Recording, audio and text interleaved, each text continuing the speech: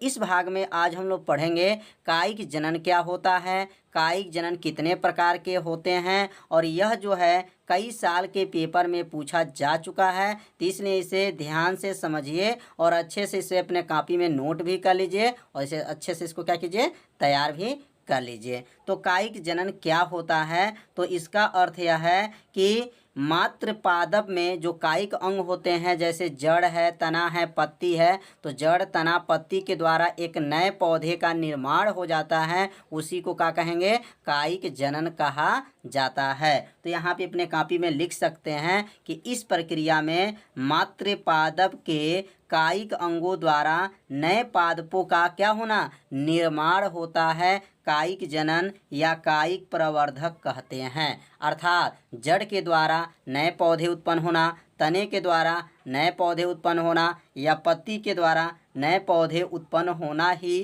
क्या कहलाएगा, कायिक जनन कहलाता है। तो समझ में आ गया होगा कि कायिक का अर्थ यह है कि जड़ के द्वारा भी नए पौधे का क्या हो जाएगा, उत्पन्न होना, और किसके द्वारा, तना के भी द्वारा, और किसके द्वारा, पत्ती के द्वारा जब नए पौधे का जन्म होता है तो उसी को क्या कहते हैं, कायिक जनन कहते हैं। और कायिक अंग कौन कौन होते हैं, तो याद रखिए कायिक जो अंग होते हैं जड़, तना और क्या है, पत्ती और आदि होता है। तो कायिक जनन समझ में आ गया होगा। तो इसे उत्तर को अपने कॉपी में लिखते भी चलिए, जिससे आपको पूरा समझ में आ जाएगा। अब हम पढ़ेंगे कायिक जनन के प्रकार। कायिक जनन कितने प्रकार के होते हैं, तो याद रखिए कायिक जनन जो होते हैं वह 2 प्रकार के होते हैं। पहला का नाम है प्राकृतिक कायिक जनन होता है और दूसरा जो होता है कृत्रिम कायिक जनन होता है। तो प्राकृतिक कायिक जनन क्या है और कृत्रिम कायिक जनन क्या है, अब इसके बारे में हम लोग अध्ययन करेंगे। तो कायिक जो जनन है, जो पहला जो हमारा क्या है, प्राकृतिक जो कायिक जनन है, तो आज के वीडियो में प्राकृतिक कायिक जनन के बारे में अध्ययन करेंगे और कल के वीडियो में कृत्रिम कायिक जनन के बारे में अध्ययन करेंगे।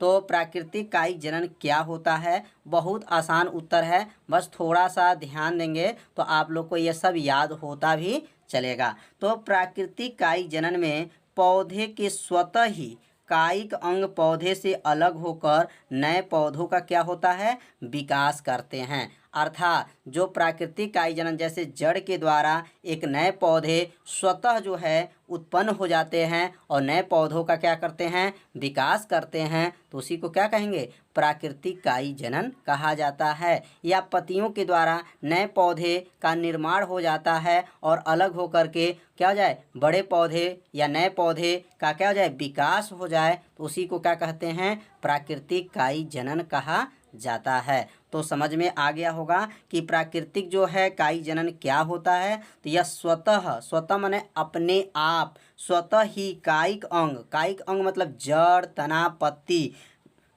कायिक अंग हो गए, पौधे से क्या हो जाएंगे, अलग हो करके नए पौधे का क्या किया जाए, विकास करते हैं, उसी को क्या कहते हैं, प्राकृतिक कायिक जनन कहा जाता है। अब हम लोग पढ़ेंगे प्राकृतिक कायिक जनन कितने प्रकार के होते हैं।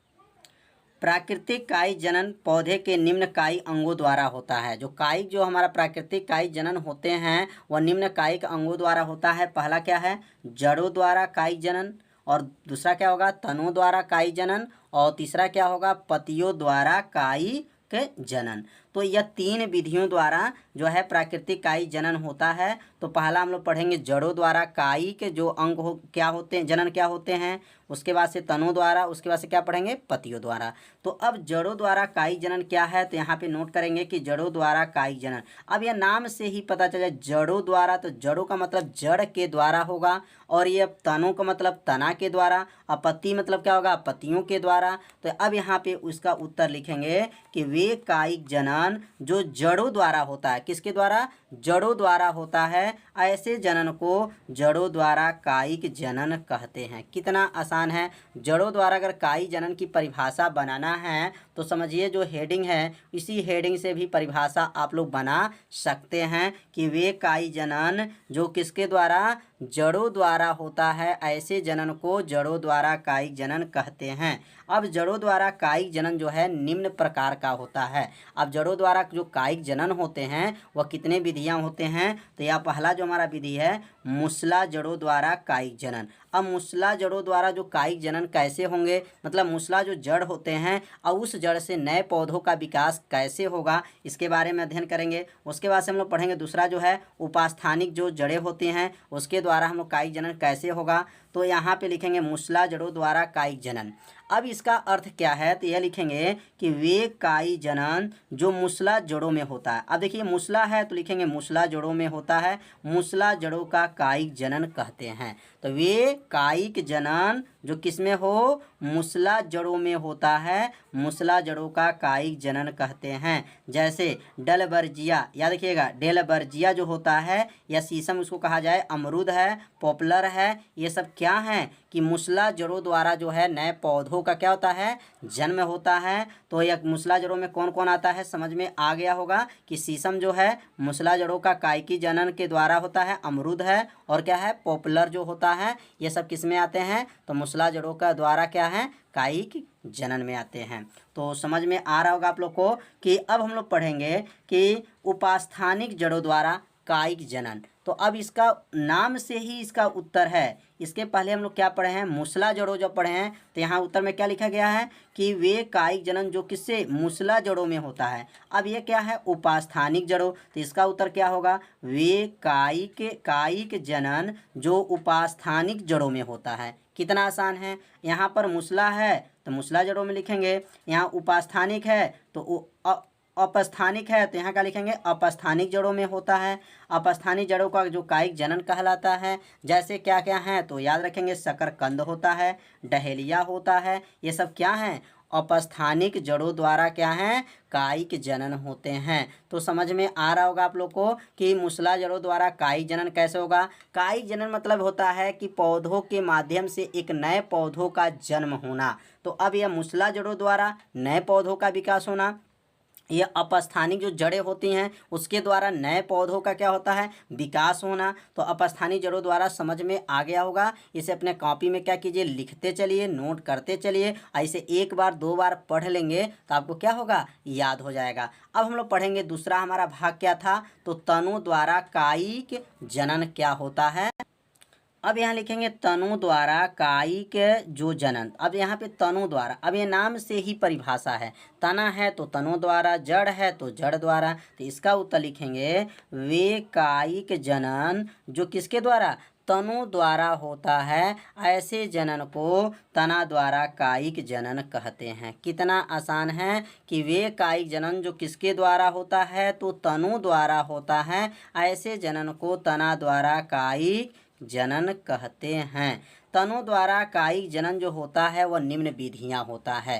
ध्यान देंगे, जो कायिक जनन होता है तनु द्वारा वह निम्न विधियां हैं। पहला जो हमारा है भूमिगत तना द्वारा कायिक जनन। अब यहाँ भूमिगत द्वारा तना द्वारा जो है कायिक जनन क्या होता है, तो यह भूमिगत, तो भूमिगत मतलब भूमि के अंदर जो भूमि के अंदर जैसे तना है और उस तना के माध्यम से नए पौधों का क्या हो जाए, जन्म होता है। तो कैसे लिखेंगे यहाँ पर, वे जनन जो पृथ्वी के अंदर होता है। जब यह भूमिगत लिखा गया है तो भूमिगत मतलब भूमि के अंदर मतलब पृथ्वी के अंदर, तो कहेंगे वह जनन जो पृथ्वी के अंदर होता है भूमिगत कायिक जनन कहलाता है। भूमिगत कायिक जनन क्या कहलाएगा कि वे जनन जो पृथ्वी के अंदर होता है भूमिगत कायिक जनन कहलाता है। जैसे आलू एक तना है, आलू याद रखिएगा आलू क्या है, तो आलू एक क्या है, तना है। अब यहाँ कंद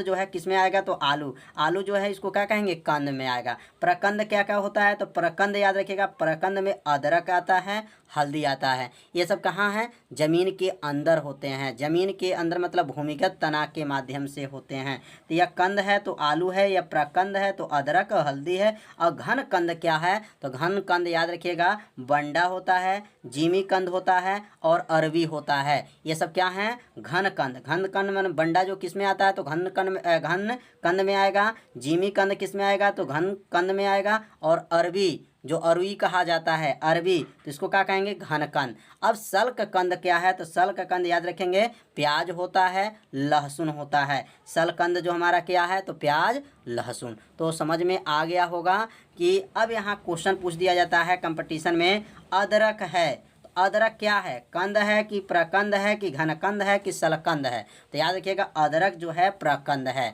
तो यह जो है कंपटीशन में भी पूछा जाता है। आगे चल के आप लोग कंपटीशन का जब एग्जाम देंगे तो इसी में से कई क्वेश्चन बना करके पेपर में आ जाता है। तो इसको आप लोग याद रखे रहिएगा, कौन घनकंद है, कौन प्रकंद है, कौन कंद है। अब हम लोग पढ़ेंगे पतियों द्वारा कायिक जनन क्या होता है। अब हमारा लास्ट इसका जो भाग है पतियों द्वारा कायिक जनन। अब इसका नाम से ही इसका परिभाषा है। पतियों द्वारा कायिक जनन क्या है? तो वे कायिक जनन जो पतियों द्वारा होता है। किसके द्वारा होता है? पतियों द्वारा होता है। पतियों द्वारा कायिक जनन कहलाता है। कितना आसान है। वे कायिक जनन जो किसके द्वारा? पतियों द्वारा होता है। पतियों द्वारा कायिक जनन कहलाता है। कुछ पौधों में पत्तियां भोजन का संग्रहण करती हैं, जिससे उन पर नई कलिकाएं बनकर नए पौधा का क्या होता है? जन्म होता है। मतलब पत्तियों के द्वारा भी नए पौधे का उत्पन्न होता है। पत्ती देखे होंगे, पत्ती जो होता है उसके ऊपर भी, पत्ती के ऊपर भी कुछ पौधे उग जाते हैं, तो उसी को क्या कहेंगे? पत्तियों द्वारा कायिक जनन होता है। जो इस जैसे एग्जाम्पल क्या है, तो बिगोनिया जो होता है, बिगोनिया जब पेड़ के पत्तियों को देखेंगे तो उसमें पत्तियों में क्या है, उसके पत्ती के ऊपर भी छोटे छोटे जो हैं पौधे उग जाते हैं। अजूबा होता है जो उनके पत्तियों में छोटे छोटे पौधे उग जाते हैं, तो इसी को कहा जाएगा कि पत्तियों द्वारा कायिक जनन। तो समझ में आ रहा होगा कि पत्तियों द्वारा कायिक जनन का अर्थ यह हो गया कि पत्ती के द्वारा नए पौधों का क्या हो जाए? जन्म हो जाता है। पत्तियों द्वारा कायिक जनन कहलाएगा। एग्जाम्पल में इसको नाम नोट कर लीजिए कि यह घटना किस पौधों में होता है, तो बिगोनिया में होता है और अजूबा में होता है। तो समझ में आ गया होगा। अब पढ़ेंगे अर्धवायवी तना द्वारा कायिक जनन। अब अर्धवायवी तना द्वारा कायिक जनन क्या होता है? तो ये भी बहुत आसान है, बस थोड़ा सा अगर ध्यान देंगे तो याद हो जाएगा। वे कायिक जनन जो कुछ भाग मिट्टी तथा कुछ भाग वायु में। अब देखिए अर्धवायु मतलब अर्ध माने आधा, मतलब कुछ भाग मिट्टी में रहेगा और कुछ भाग जो रहेगा वायु मतलब हवा में रहेगा। तो समझ में आ गया होगा। अर्ध माने आधा, मतलब आधा हवा में, मतलब आधा भाग हवा में और आधा भाग जो किस में रहेगा? मिट्टी में होता है। तो कहेंगे वे कायिक जनन जो कुछ भाग मिट्टी तथा कुछ भाग वायु में वायवी तना द्वारा होता है, तो इस जनन को ही क्या कहेंगे? अर्धवायवी तना द्वारा कायिक जनन कहा जाता है। तो समझ में आ गया होगा कि अर्धवायवी तना का मतलब यह हो गया कि आधा भाग जो है मिट्टी में है और आधा भाग जो है हवा में है, तो इसके द्वारा नए पौधे का जन्म होता है, तो उसी को क्या कहेंगे? अर्धवायवी तना द्वारा कायिक जनन कहा जाता है। जैसे दूब घास है, ब्राह्मी है, जलकुंभी है, पुदीना है, स्ट्रॉबेरी है, ये सब क्या हैं? आधा जो है भूमि के अंदर होते हैं और आधा जो होते हैं भूमि के क्या होते हैं? ऊपर होते हैं, हवा में होते हैं, जिसके द्वारा नए पौधे का क्या करते हैं? जन्म होता है। तो समझ में आ